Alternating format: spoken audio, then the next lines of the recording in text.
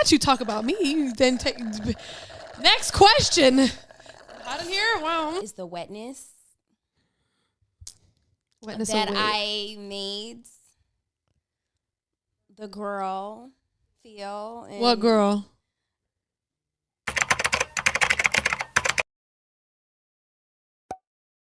Hello, everybody, and welcome to the first ever Where Were You interview episode. Yay! I have a very, very special guest here today. If you know, you know what I'm saying, why she's special. But everyone, welcome, Asiahn. Hello. How are we doing? Hi. I'm good. How are you? I am great. So happy to have you here. Is this your first time here? It's my first time here. Oh, my gosh. Wow, love that. You look fantastic. Thank you so much. You, too. Your curls are like popping. It's giving Papisha. So is your lip gloss. Thanks. Go crazy. I got it from somebody. You know what I mean? Mm-hmm. Yeah.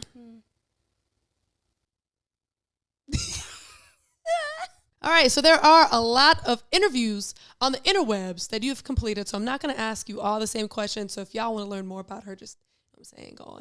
You know what I'm saying? Check out some of those other ones. But in a nutshell, tell the people who you are, what you do, all that good stuff. That's a question that I get asked normally. Well, but, it's just the starter skip question. Past that. We'll skip past it. My name is Asiahn, your resident unicorn. I'm a singer-songwriter, 3-time Grammy nominated. I am an actress, a voiceover actress, philanthropist. Ooh. I love baby penguins and koalas and jumping baby goats. They make me very happy. I'm a Sagittarius Scorpio cusp. I love long walks on the beach. I am the voice of Karma from Netflix Karma's World. I am on Showtime's The Shy. I am on other shows that I cannot discuss because the strike. But coming soon. Coming soon. Wonderful. Love that introduction. You are a multi-hyphenate. Thank you. Yes, I am. Yes, you are. So being that it sounds like you have plenty of experience, can you tell us about when you first got into the industry? Yes, I can. It's a very long time ago. I was 15 when I signed my first major deal. So that means if you carry the 1 and the 5, and then a lot of years, right? Mm-hmm, sure. This is before social media existed. We had MySpace. We're gonna talk about that in a second, but I'm sorry. Go ahead. Go ahead. 8, Yeah, I was gonna ask you who was in your top 8, but like we'll get there. We'll get there. And so I started off in music as a child. So I would like go back and forth between school and Atlanta, Georgia. Charleston was where I went to high school. I would go back and forth on the Greyhound bus, and then I would come out here and record and go back home and go to school and then keep doing it every other weekend. Mind you, I would ride the Greyhound bus by myself. Sussy eyes from my mama. Girl. Very sussy. Suss. But you know, hey, I'm here. I'm thriving. I'm great. But that's where I started. I started at 15. Okay, so where were you? See what I did there? Where were you when you fell in love with music? Okay, so I feel like that's a very hard question. Okay. Like pinpoint like an exact moment in time. Okay. I'm be very broad about this. I've been singing since I was 2. Like melodies, no real words. Just since mumbling. I was 2. The original mumble rapper for real? It was me. It was you, yeah. Okay, I started this. Period. And I think I've always loved it, like my whole life. I don't think there's ever been a time where I did not love music. Yeah. Like growing up, like I wrote my first song at 9. Do you remember what it was about? Unfortunately. Do you remember how it goes? Oh, you do it. Unfortunately. Okay, please share. This is an Asiahn exclusive. No, it's Go. not, because it's not. What was it called? What was it called? What was it called? Feeling Me, I think it's Feeling called. Me? It's like, I know you feeling me. Like I was the bomb. Yeah, like, go ahead. Keep going. No. I know you were feeling me. You put an extra word in there. I didn't say that. What would you say? I said, I know you feeling me. I know you feeling me. It ain't go like that. While I'm drinking my Capri Sun. Not a Capri Sun. It rhymed. You were 9. Capri Sun. Best flavor, go. Fruit punch. Tropical punch. I knew you had good taste. Ooh. Anyways, okay. But no, that's fire. So wrote your first song at 9. So you've been singing, humming since a youngin'. Ooh, I should be a rapper. You heard that? I heard it. after the show once the cameras are off. Oh, Yeah. okay. Listen, you're the songwriter here, okay? All right. Okay. Listen, I'm not going to embarrass myself, okay? Speaking of songs, if you had to name a song, it doesn't have to be yours, but if you had to name a song that would describe where you are in life right now, what song would that be? And it can't be one of yours because you have a lot of. You said it can't be one of mine? It can. It can. Oh, I'm about to say, It doesn't I write have to about be, my but real life all the time. Oh my gosh.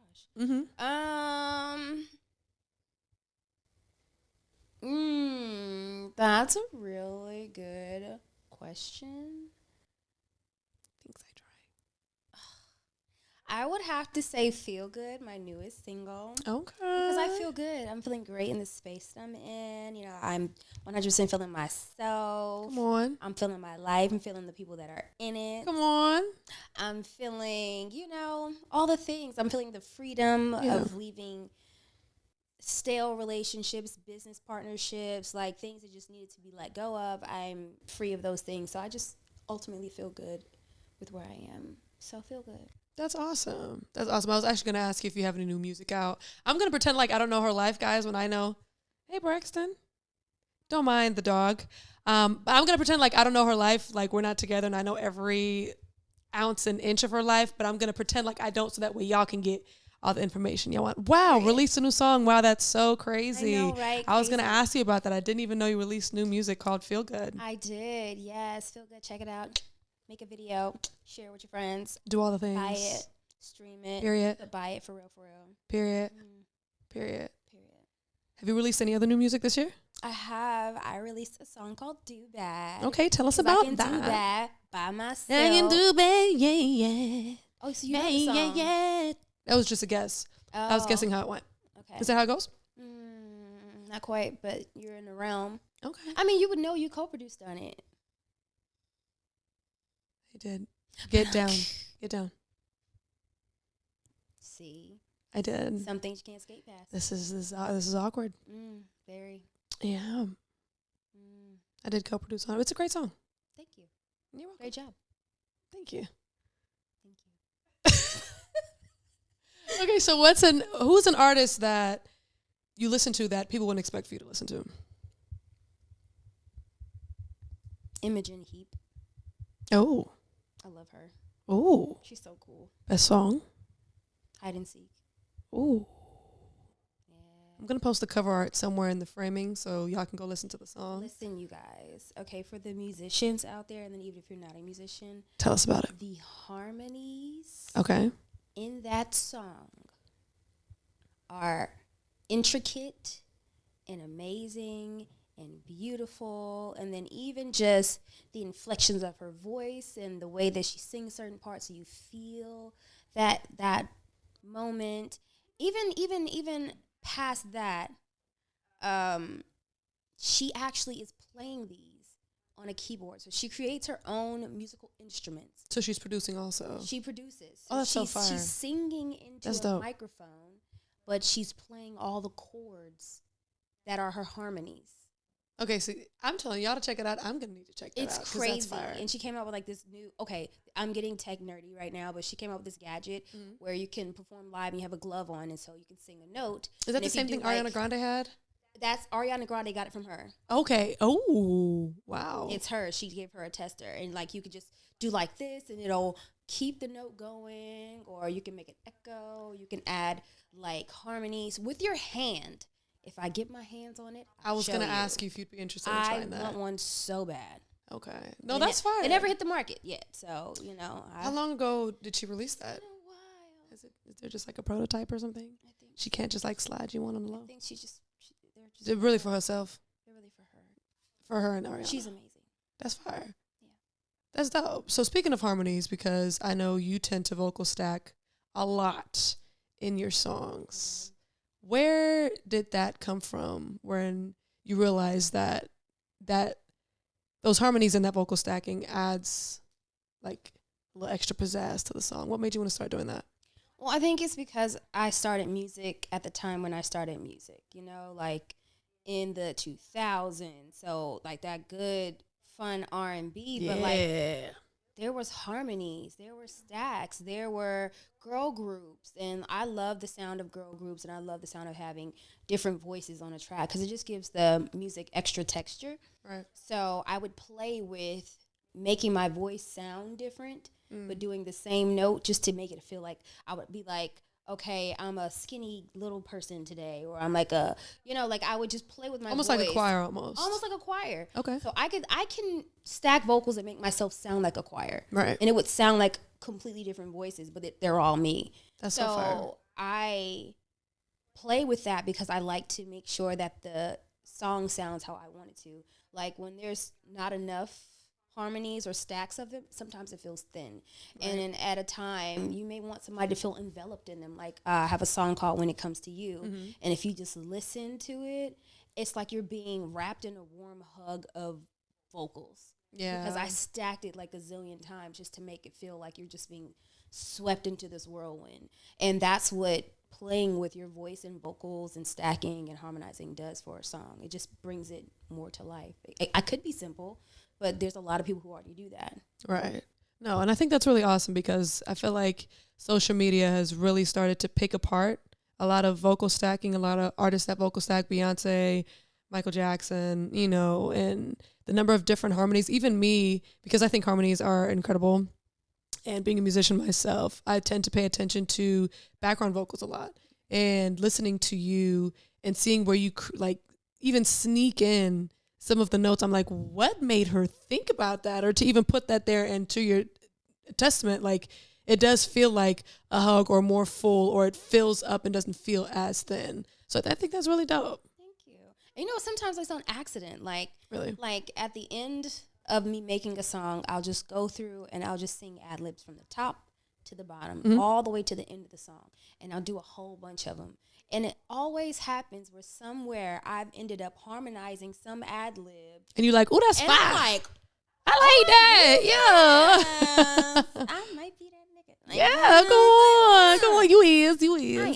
Okay. I didn't say you did. Okay. I did. But like, there are so many songs where that happens and it's not even on purpose. It's just God in the room. Yeah. Taking over my voice and I'm just singing and it's doing whatever. Yeah. I think it's really dope that you said after the end of the song, you'll go back, do ad-libs. So can you walk us through like your actual like song creation process? Like how does that look? Do you typically start already with an idea? Do you have lyrics? Do you prefer melody first? Or do you like listen to production, get inspired that way? And or how does your creative process work in that sense? I know you said you write about your life a lot. So does it kind of depend on where you're at in life?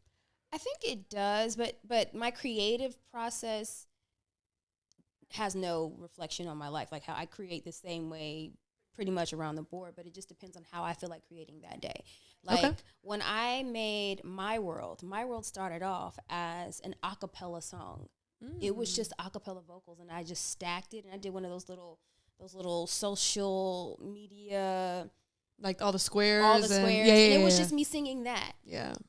In boxes because I was like, I just had this one melody and like this line and I'm like, oh, I should make something to this. And I just sang it and did it. And I was like, oh, this is dope. And then we ended up turning it into a full song with production, but it started off that way. So sometimes I may just start and want to do something all a cappella, or like I'll go in the studio and I'll have some people come through. They'll play me some production because I don't take actually written songs. I only take production. Right. So because you write all your own stuff. I write all my own stuff. Right. So if I don't get melody and lyric and within the first 30 seconds, I'll skip the track.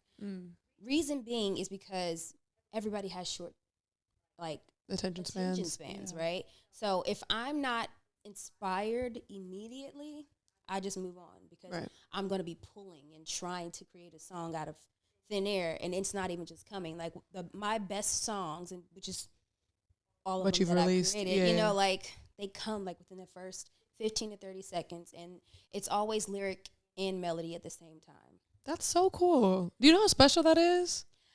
I thought everybody kind of was like that for a while. Girl, hell no.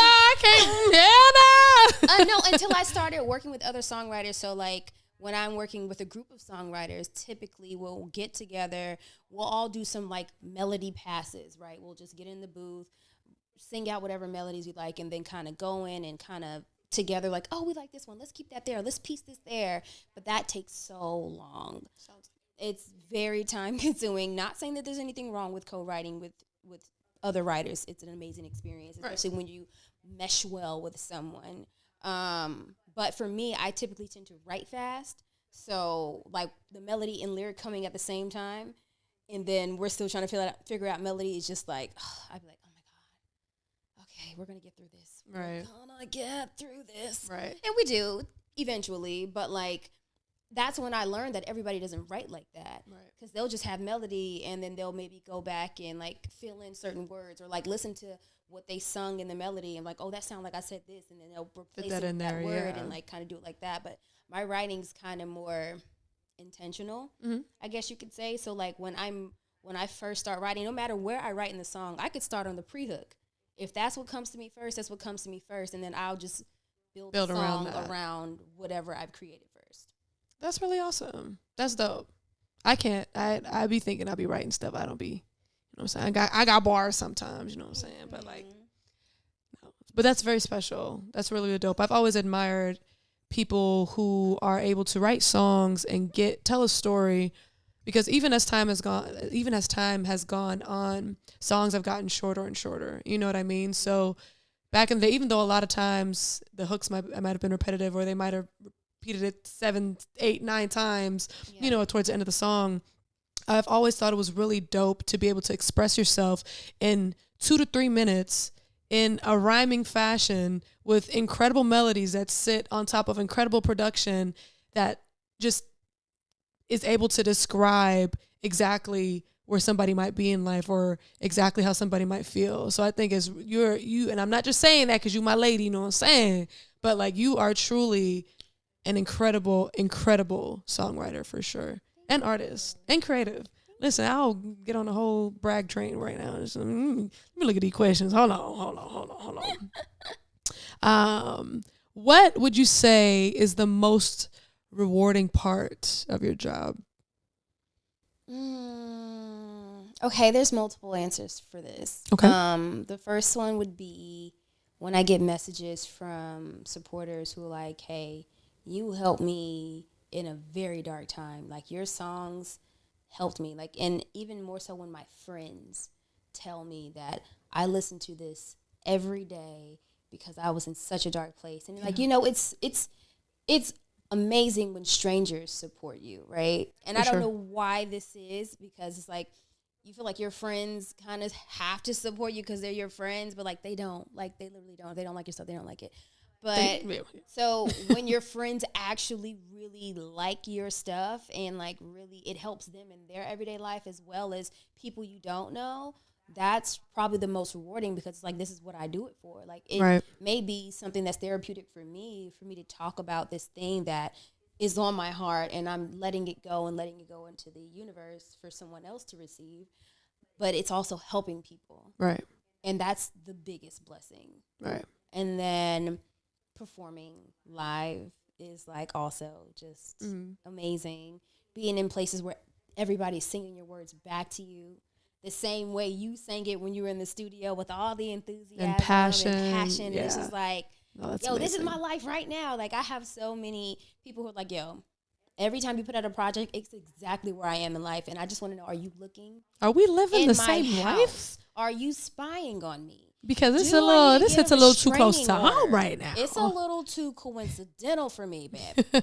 I get that, but it's like we all kind of go through the same stuff in different periods and different times, and I like that I'm able to write about my life experiences, and it touched so many different people at different times in their lives. Yeah. Even if I've passed that stage and I've grown to something else, there's still people going back to Love Train like, oh, girl.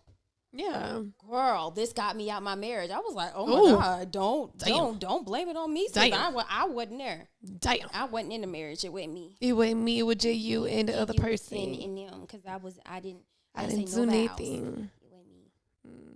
No, that's dope. That's really dope. So speaking of performing, do you have any, I don't know, shows coming up or anything? Why, I do. Funny you should ask. I am performing at the first Where Were You? Ding. I'm going to have to enter like some claps. Yay. The first Where Were You show here in Atlanta, Georgia. December 9th. We outside. And I've been waiting to do a show in Atlanta for a very long time, so I'm so excited because they've been yelling at me, and I'm sorry that it took so long, but I was living in LA, like, what you want me to do?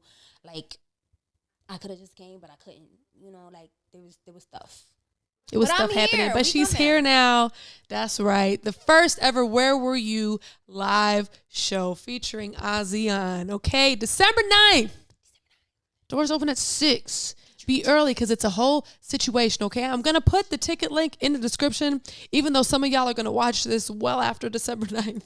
And that's okay, because then at some point I will have posted a show recap so you can see how incredible the show was, period. Period. And then she's going to party us out, you know, put on her show, do her little mix room because she's fire. Like, not just because she my lady. Oh, I see what you did there. But, like, one of the most fire DJs I've ever experienced. Like, her transitions are crazy, her mashups are crazy, and just her ability to, like, read the crowd, read a room, and play any genre of music and then just, like, kill it. So after the show is the after party. Which is still the show, right? It's still the show. It's the after party, but it's the party at the show that's still the show. Yeah. So it's the whole show. Yeah. So be there. And if you weren't there, come to the next one. Period. Because you're going to have FOMO, but it's all right. Period. Also speaking about performing, your mic be on, Henty. Okay. What are some vocal exercises that you do? Just in general or before a show to prepare for a show? Because your range is like, there are certain songs that I sing that like goes from very low to very high and from false to full, and I'll normally practice those a few times. I'll do like you said false to full? What does that mean? My falsetto voice to my full voice. Oh, okay. I was like a false voice, like you're like so you go from to no, falsetto. So that false is like an abbreviation for falsetto. Yeah, exactly. Learned something new today. I thought you were just falsetto to full voice. And then that would be funny. That would be funny. That's why I was like, I don't think you've ever not. Wait, what? I was like, maybe I don't know, but okay. Sorry, go ahead. Yeah. Then I will do some enunciation type of warm ups where I like what? Do it. No. You gotta show us. It forces you to enunciate and wakes your mouth up. Okay. Also to make sure that you are saying things correctly and not just learning. Because, you know, when we talk, we're just very like... You're just saying stuff and it just be coming out, you know what I'm saying? You know, so, yeah. accent on it and you don't even get your words at. Yeah. But when you're singing, in order to get the notes where they need to be and to get the sound out the way it needs to be tone-wise, you need to enunciate. So, like, we used to do this one in chorus and I just kind of, like, always done it. Don't laugh. I'm not. Ah! I'm just kidding. See? This why. This is why. Go ahead. Go ahead. So B-I-B, B-I-Bo, B-I-B, B-I-B, B-I-B, B-I-B, B. And then you would take that and then you would change to a P. P-I-P, P-I-Po, P-I-P, P-I-P, P-I-P, P-I-P, P-I-P, P-O-P, hold it down. Go up and down the scale. C-I-C, C-I-So, C-I-C, C-I-C, C-I-So, C-I-So, C-I-C, C-I-So, C. And you keep doing it and you keep speeding up. So what it forces your mouth to do is wake all the way up so that you're enunciating your words the way you need to when you're performing. And it also helps you wake up those what do you call those? Consonants? No. I'm not from this country, girl. I don't know what these words is. English half the time. You know. P-O-P, hold it down. You can put any letter in front of it. Lee-chi, but like Lychee. It's lychee. You know what I mean? Do your thing, but it definitely helps. Lee. What is it? Go. Lee-I-Lee. Lee-I-Lee. Lee-I-Low. Lee-I-Low. Lee-I-Licky-Lie. Lee-I-Licky-Lie. See, we should have chose that one. I-Licky-Lie. Okay. We should have chose I like that one. That's my favorite one. Lee-I-Licky-Lie. You know what? Licky-Licky, sucky-sucky. That's that wasn't it. You said you could put anything. My bad. Lee-I-Low, Lee-I-Licky-Licky-Lie, Licky-Low, Licky-Lie, Low, Licky-Lie, Licky-Lie, Low, Lee. See, I can't do that, but I feel like I could DJ that. Wiki. Wiki. You could do it. I'm not going to do it today. No, I'm saying you could do it.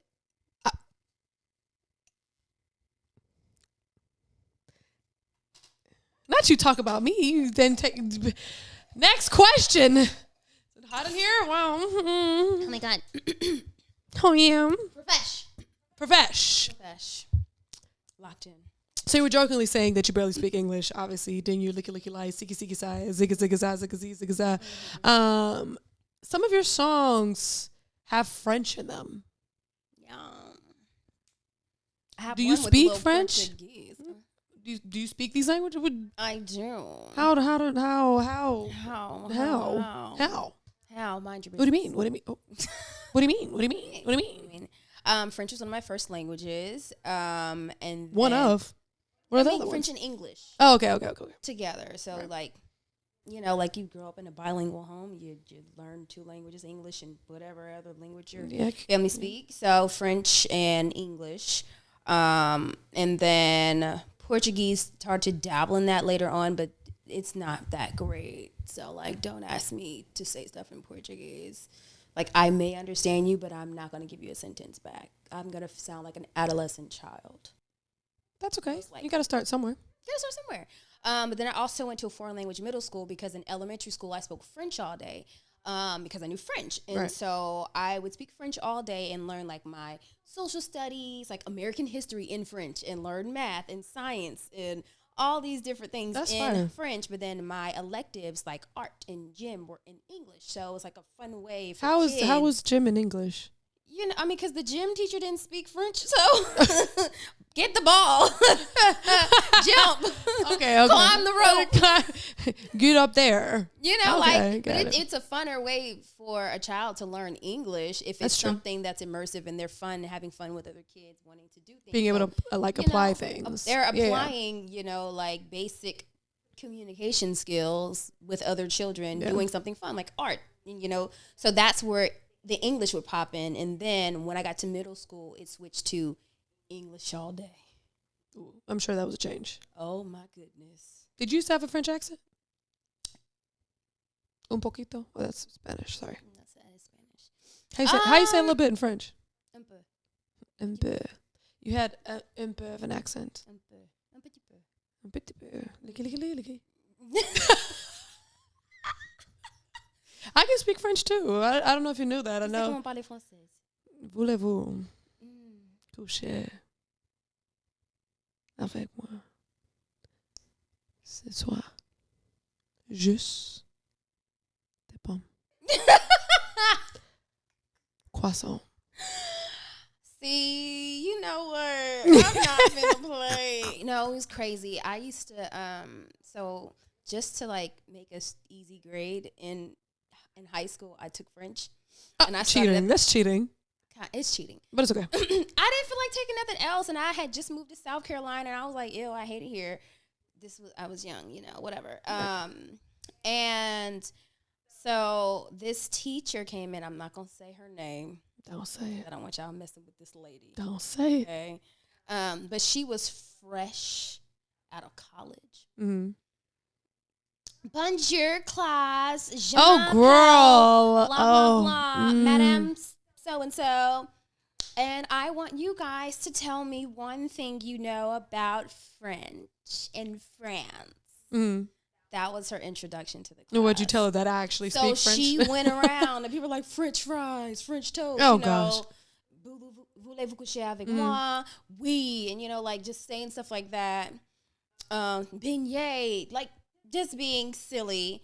She gets to me, and I ask her in French, how long has she been studying French, and where does she study, or something to that degree. But something I said in there, she did not understand. Yeah.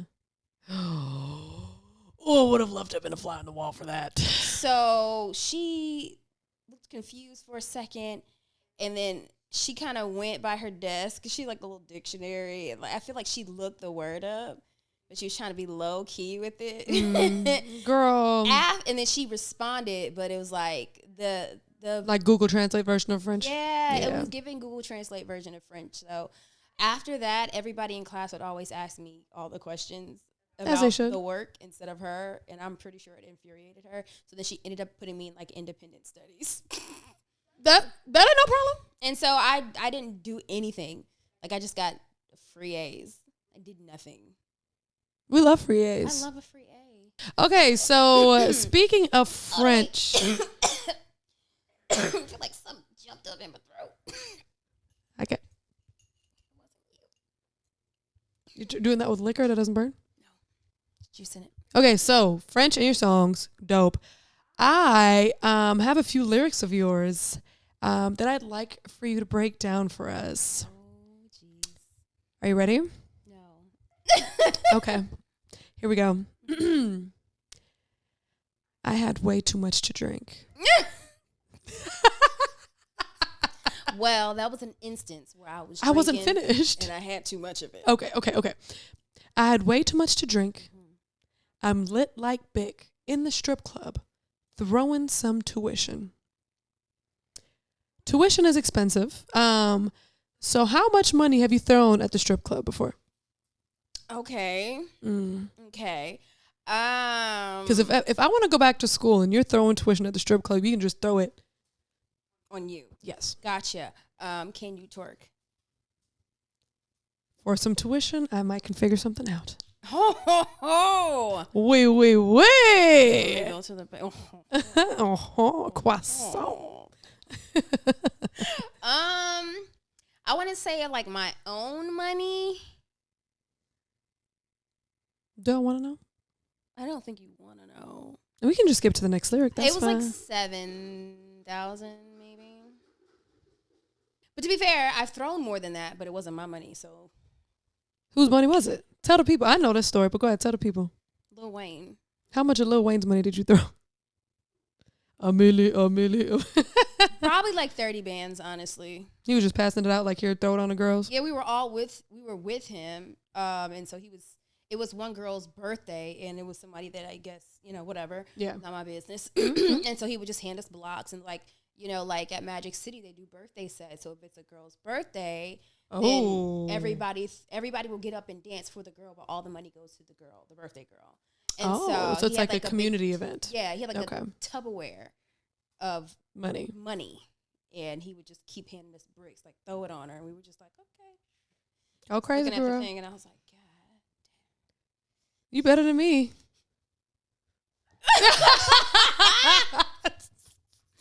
She out of 30, she probably would have gotten about, I don't know, 15. I don't know. Say she probably left with like 80 bands. See, and I'm all for strong, independent women getting to their money. You know what I'm saying? But I'm always conflicted because I'm like, you don't have to like sexualize yourself. You know what I'm saying? Like go crazy, but like also get your money. You know what I'm saying? Yeah. Like that's easy, quick. If I could win, but stripping wise, if I could make 80,000 in 2 hours, I will learn how to one cheek, two cheek, then a right out. Hey, left one, right one, then a slide down. Eat it all, speed it all, drink it all right out. But I can't. Listen, I am an advocate for any woman who wants to do anything with herself. Love your that. body, it is your choice. If you would like to strip, girl, you better clap those cheeks. You better like clap 'em. nobody's business. Okay? And you know what? Like, I enjoy strip clubs. Me too.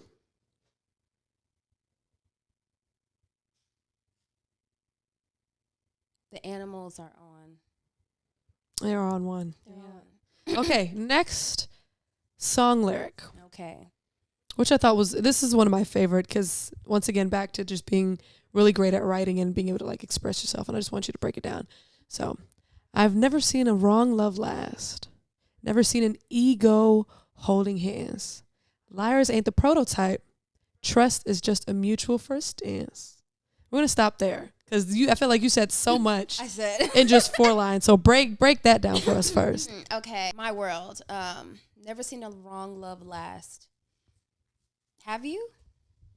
No. Any relationship where the person, they're not supposed to be together, it does not last. It doesn't matter how long you stay, even though you know you're supposed to leave. Eventually, you end up leaving. It ends at some point. So that's what I'm saying. Never seen a wrong love last.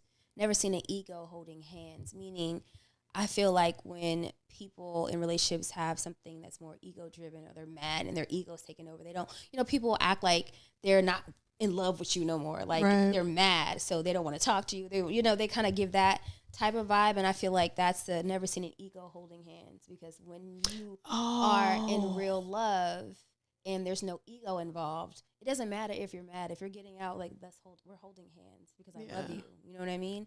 Never seen an ego holding hands. See, you're so fucking fire, bro. Liars ain't the prototype. Are they?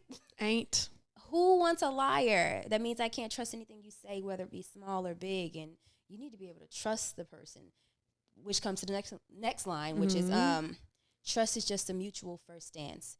And I said that because when you initially meet someone, you trust them, right? To some degree, there's trust, and then you build on that trust. But as soon as that trust is broken, it is so hard to get it back. Yeah. So it's like, never the same. It's that we first just met each other and we trust each other to a degree, and it grows and it grows and it grows, and then it becomes really strong. But if you break it, that first dance is over.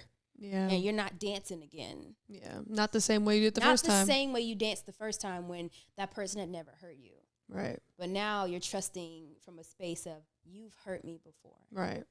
And so the trust is different. It's not even remotely the same. You don't even dance the same after that. Yeah. If I had a bars. Y'all, I'm telling y'all. Bars on bars. Okay. We're going to continue. Okay. On that lyric, right? I've never been so scared in my world. I tend to hide here, seeking shelter from the hurt. The time has come to let you in. Will you run and hide? Okay, so I've never been so scared in my world. I tend to hide here, seeking shelter from the hurt. I feel like that's kind of a bit self-explanatory. Self-explanatory, like, you have your safe space. And at that time, writing that, it was my home. Like, I had the cutest, it was the cutest little apartment, but it's where I found myself. It's where I relearned who I was. And that was my space. So regardless of whatever happened outside those doors, when I came home, I was like, hey, home. Like, I would dwell deep in my abyss. I would speak to my house like, hey, house, how you doing? Let me cool you down, sage her often. Like, just very grateful for that space. And so it felt like a sacred almost. You know what I mean? Right. Like, so if something was bad outside the doors, I would feel it. When as soon as I walked through that threshold, didn't make a difference. It didn't matter. I tend to hide here, seeking shelter from the hurt, meaning I'd rather stay at home than go outside and put myself in a position to be hurt again, or even be around people that hurt me, right? But now I'm in a situation where I'm dating someone, we're talking to someone, and it's time to let you in. Mm-hmm. Let you into my space, into my world, and all the things that I do, all the things that I am. And I know I'm a lot, because you should be. Like, everybody should be. I think being a lot doesn't necessarily need to mean a bad thing. Yeah. Being a lot is being a lot of you, being all of you. And embracing every part of that. Of yourself, right, to appease other people. So I know that I'm a lot, but, like, I'm a lot of amazingness. Mm-hmm. The time has come to let you in. Will you run and hide, or dwell deep in my abyss? So my world is the abyss. I am the abyss. Are you the one who's real enough to be able to handle all of this? Yeah. And you can, like, really get to know me, the deep inner soul part of me, or you not that nigga. Right. You gotta go run, and you gotta go hide. Like, you gotta go. Like, it's too real for you over here. Right. And that's just part of a verse. That's what I'm trying to tell y'all, man. Just incredible, incredible songwriting. Now, this is probably the most intricate one of your songs, besides the one that I just shared, right, that I really want oh my gosh, I'm you to break down. Okay. Is it intricate? You look like it's nasty. Drip, drip. Drip, drip, drop. I knew it.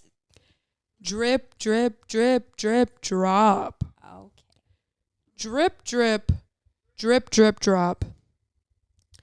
Nonstop. Go ahead. I plead the fifth.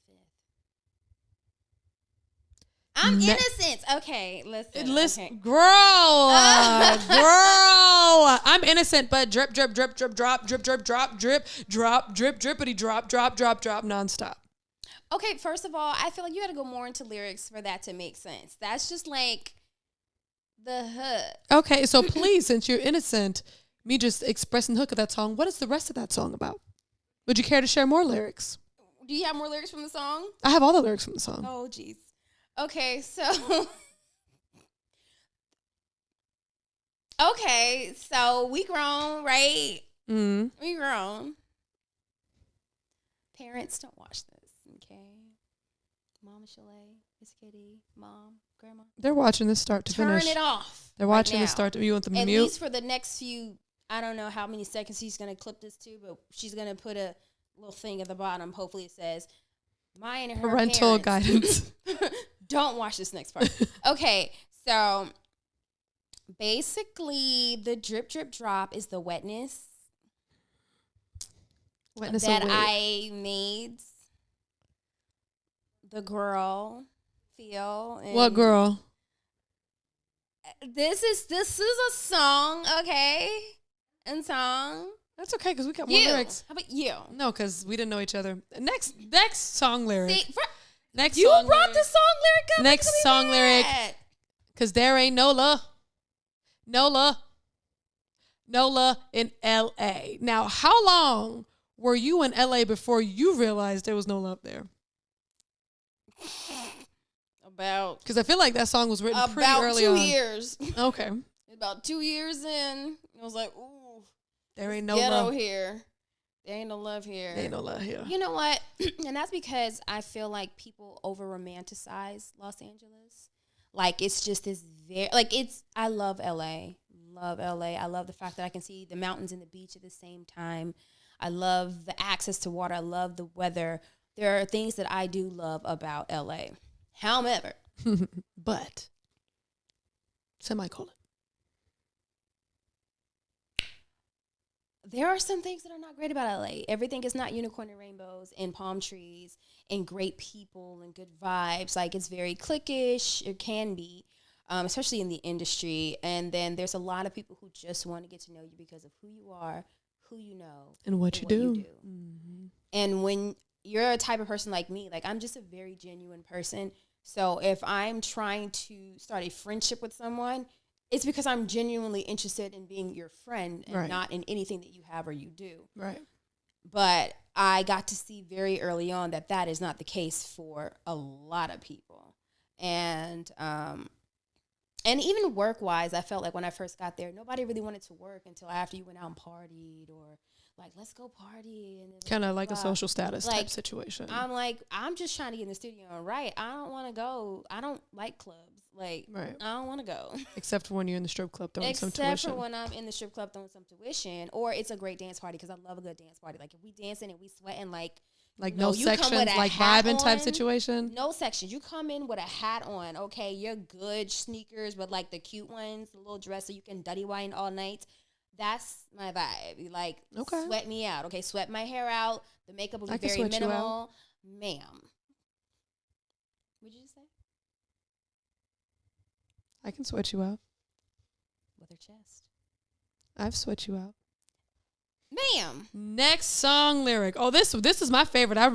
This is the one I really want the answer to right here. You better tap that card.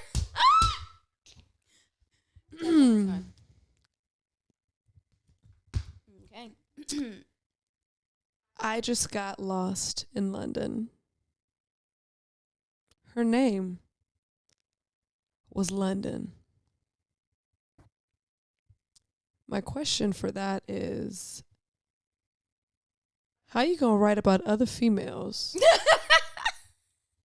before we ever even met? Like you ain't know that you was gonna meet me. I didn't know. Because London, I'll beat your motherfucking ass. Okay, first of all, okay. Let's okay. I don't even want to go to London. First of all, London was kind of a play on words because her name wasn't actually London. Mm-hmm. But I just thought it would be dope if I just sang a whole song about being lost in London and then just saying that the girl's name was London. Yeah, so it was tough. You don't know if I was in London or if you were in London. In London. This is getting worse by the second. But to be fair, like we always are talking to someone. You're like, oh, this is nice. Like that's how all relationships start. Oh, this is nice. This is cute. This is a vibe. And then you find out the real person. You're just like, oh. Yeah, that's fair. And giving a non-biased opinion, response, yada, yada, bing, bing. I think it's really great that you're able to take real life experiences and write about them. And especially when it comes to love and relationships, dating, because that's something we all have in common. Unfortunately, we've all gotten our hearts broken. Unfortunately, we've all thought we met somebody like, oh, yeah, this is the person. Oh, yeah, they finna be fire, end up not being shit, or being the person that ain't shit in the situation. You know what I'm saying? So biases aside. But also, here's the thing that people don't even realize. Beat your motherfucking ass, girl. Baby, you ain't gotta do that. You got me. But I would. I would. It's up in this stuff. Period. No Cardi B. None. But what people don't realize about Lost in London is a very toxic song. It is toxic. It's toxic because I am not over whatever I'm running from. Right. But it's already not good to run from. I'm seeking refuge in someone else's company to forget about it. But a lot of people do that, so that is very toxic. So it's a very relatable song, and people don't even think about it. They're like, "Oh, this song is so sexy," but it's like, it's toxic. It's toxic. I am avoiding being emotionally responsible right now. I'm avoiding my heartbreak, and I'm forgetting about whatever the pain I was feeling just for this moment, just for these few days that I'm wrapped up in you. But then after I leave you, I'm gonna go home and I'm probably gonna cry. Right. Might even call the ex or the person if they're not even the ex yet. Now that's toxic. Not if they not the ex yet. Not and cheated. I didn't cheat. I don't do that. But nice to know. I don't cheat. That's why I wrote Like You. There's no need for that. Okay, let's all be adults. Well, I'm happy to know that you don't cheat. I don't. Period. Okay, so since we're talking about song lyrics, first of all, those will be the last song lyrics I ask you before I want to fight once this interview is over and hunt down these people because I have, anyways. What are some song lyrics that you have messed up? They're not yours because we all know we don't all know, but I will put it on record right now. I have messed up several of her song lyrics. Yes, even tried to tell her about her own song lyrics. Did. But that's neither here nor there. So what are some song lyrics Strong and wrong. What are some song lyrics you've messed up pretty badly? Oh my God, I have to think about that. I'm pretty sure you've experienced some. I have, but I can't think of any right now. I can't think of any right now. I think we messed up some Beyonce lyrics, actually. Remember the video we watched with the Celine Dion thing? Emotion. Yes. What did you mess up, though? It was the second verse. I don't know what she ever You gotta said. go find your... I thought you said you gotta go find your ocean. It's time. I had that word. I had that lyric right. I don't know how you heard that. I don't know. It sounds like it was the very first line. Of all the things you are. It was the first. You win a contest on him. How did it? Ooh, you gotta go find your. Yeah, it was okay. I was like, what? Hello. I've been singing the wrong stuff this whole time. We're about to look this up. I still don't even. I don't remember what it was. Sign is what I. Hold on. I was like, what does that mean? I was singing it though, like strong and wrong. I'm there at your side. I'm there at your side. A part of all the things you are. Part of all the things. I had that line right. You are. Oh. No. But you've got a part of someone else. But you gotta go find your shining star. I had the shining star. I didn't have the line before that. What was it? But you've got a part of someone else. You've got a part of But you got a part of someone else. Mm-hmm. Yeah, because it's like, girl, what? I love you. You gotta go find your See, I love you, but girl, what was you saying? Mm-hmm. And then it sounds like you gotta go find your ocean. No. Mm-hmm. You gotta go find your shining star.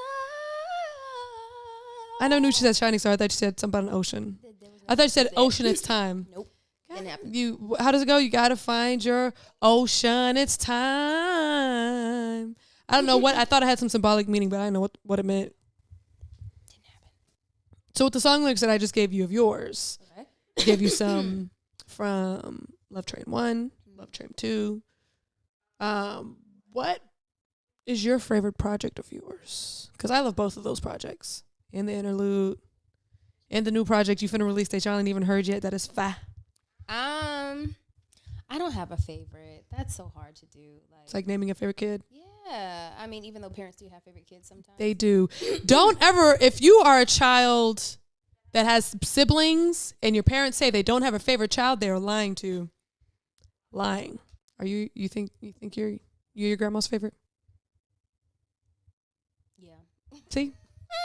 See? I'm my grandma's favorite, okay? I don't care what nobody say. I don't care about none of these other grandkids. I'm her baby, all right? Period. Find out. So being that they're all your favorite projects, singles, all that good stuff, if someone were to be like, okay, you know what? I want to listen to Asiahn's catalog right now, and I'm just feeling super happy, what song should I listen to? Feel good. Sad. Sad because of what? You're just sad. You're just like, you know what? Heartbreak. Listen to Love Train 1. The entire and project. Love Train 2. Don't even worry about a song. Just listen to all the songs. And you know what? To be fair, it's not about just being sad. It's about the roller coaster of emotions you have after a heartbreak. Like, it's not like you're just sad every day. Like, you're like, you know what? I'm that nigga. You know, I'm outside. You know, might be crying in the club, but I'm outside. I'm outside. You know, meet up with a little LinkedIn. You know, like what? This LinkedIn. What? How you spell that? Don't ask me that. LinkedIn. Yeah, spell it. LINKDADINK. LinkedIn. Like, you just, like, you outside, you trying to forget whoever you dealing with, and then, like, it has, the thing I love about those projects is because it's not just about, oh, I'm sad. It's about, oh my gosh, this was bad, but I still want you back. Right. Very relatable content. Very relatable. Then going on to, actually, you know what? Fuck you, I'm fine. Fuck you. Yeah. Then giving a person a chance, because at the end of Love Train 1, the person got a second chance. Mm-hmm. Right? Hence Love Train 2, because they fucked it up again. They fucked it up again. And at the very beginning of Love Train 2 is something new. Yeah. I think it's time for something new. There's a Truth Volume 1 and a Truth Volume 2, because truths change as you change. As you grow, whatever you believe to be true changes. I mean, your foundational things, your core principles, they kind of stay the same, unless something happens. You just realize, oh my God, I was just all wrong about that. But things that you believe to be true change. So like in Love Train 1, the truth was I was still in love with that person, and I wondered where they were and who was taking my time, that and taking all the energy that I poured into that person, you know. In Truth Volume 2, it was realizing you ain't shit. You're never gonna be shit. We ain't finna be shit. Right. And I realize that now. Right. And then moving from there into another space. Right. Even Belong Volume 2. I did it that way on purpose because, you know, everybody says, oh, you know, we're together. I've got you. You got me, blah, blah, blah. Until you don't. You ain't lying. Like, you said it, and Belong Volume 1 was like, well, you said that, but you're not acting like it. Right. Words are cute, but actions are better. Belong Volume 2 is actually finding a person that is all the things. That is the action and not the words. Right. Actions always speak louder than words. Do. Every single time. Okay, what if they want to, like, party? Or if they, you know what I'm saying, like, in the moods, you know what? I'm trying to go out. Let's pregame. Actually, you know what? I'm sorry. Sad, heartbreak, listen to Faded. Lit light big in the strip club. Throwing some tuition. So are you applying that when one is sad, one makes questionable financial decisions? They do. I have. Yeah, me too. Have you? Where were you when you made your first irresponsible financial decision after a heartbreak? That's a great question. I was at Strokers. It was a stripper named India. Not too much now. I'm just being honest. That was years Where ago. were you when Jay Chalet beat your motherfucking ass, India? I'm just playing. I'm playing. Oh Okay. So yeah, if they want to party, they getting ready to go to Strokers.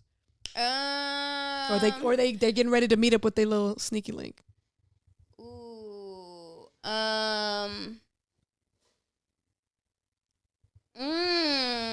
Let's see. Drunk Messed Up is a cute little vibe. She is. She's cute. Drunk is childish. Drunk is drunk. Drunk is childish. How are you gonna make? We were talking about the lengths of songs at the very beginning of this interview. How would you, why? What, and it's not even an interlude. It's not even a. It is an interlude. I mean, it is, but it doesn't list specifically that it is an interlude. So when you Doesn't listen, have to say that it's because an you go, for it to be an interlude. it should when the song is that good. No, it should not. It is what it is because that's how I wrote it. Is there a drunk part 2? Can be. we get a drunk part, please? It could be. Baby. So that means I gotta get drunk again. That is not enough. Damn. Okay. What if they want to do the Zoom? I got a lot of songs for that. Because you're so innocent. Huh? I'm just innocent. You could do Drip. You could do Lost in London. You could do Waiting. You could do Messed Up. You could do If You In Love. You could do Laid Up. That's true. That's a good one. You could do Role Play. Forgot about her. She's a sleeper. She is a sleeper keeper. Okay, let's see. Have you ever role played before with somebody? Not too much now. Who's not me? No. I'm telling our business. Yeah.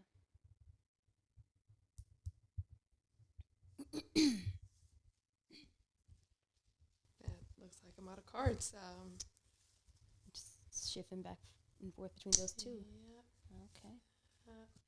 Well, thank you so much for joining us today, Asiahn. Oh, that's it. Where Were You? Yay. Very first Where Were You YouTube interview. You're the first guest. You're the first live act. Period. You're the first because you're the one. Oh, I got y'all. Smooth. Bro. Write that one down. Smooth. Write that one down. She too smooth. Write that one down. See, that's the problem because she real smooth. Lit like big in the street clothes. And she Don't look so like wishing. that. She look like that and she's smooth. Y'all think she hiding something?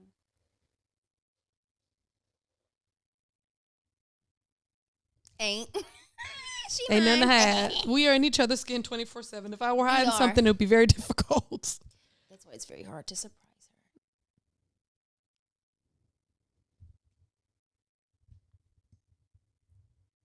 So tell the people where they can find you on social media. You can find me at I Am Asiahn. That is I-A-M. Like I am somebody. I am Asiahn. That is A-S-I-A-H-N. H like the consonant, then H-N. Very easy. I Am Asiahn. It's probably going to go somewhere like right here. Is that my cue to put? Yeah. All right. Editor, who's also me, please be sure to put Put it here. put it right there. Thank you. Perfect. And once again, show announcements. The next show is Where Were You's first installment here in Atlanta, December 9th. We'll see you there. Smith's Old Bar. Get your tickets. Get you a ticket. Meet and greets available. VIPs available. It's going to be a VIPs are actually almost sold out. They are at the time of this recording. Right now. Yeah. So I'm going to post this real fast so y'all can have a chance to still get some VIP tickets.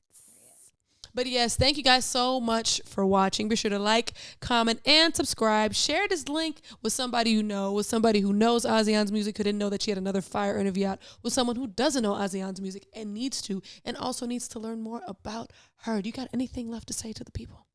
I just want to say thank you guys for tuning in to Where Were You's first interview. It was so cool. It was such a pleasure being here. Oh my gosh. Also, great interview questions.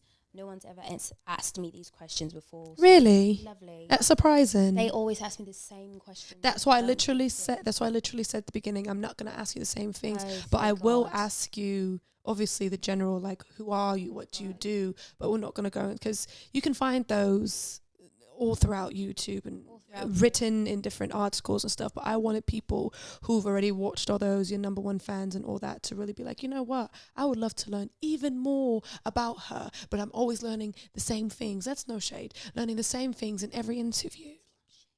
It wasn't. It's not shade from you, but coming from an artist who interviews a lot, like, just ask different questions. Like, I know you've done homework to see other interviews, but why would you ask the same questions again from those interviews for your interview?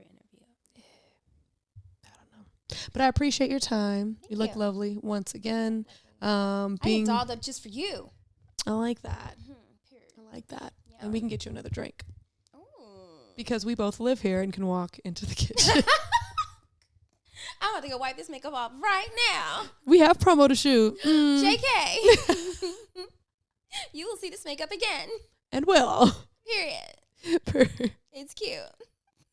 I'm going to catch y'all next time. Peace.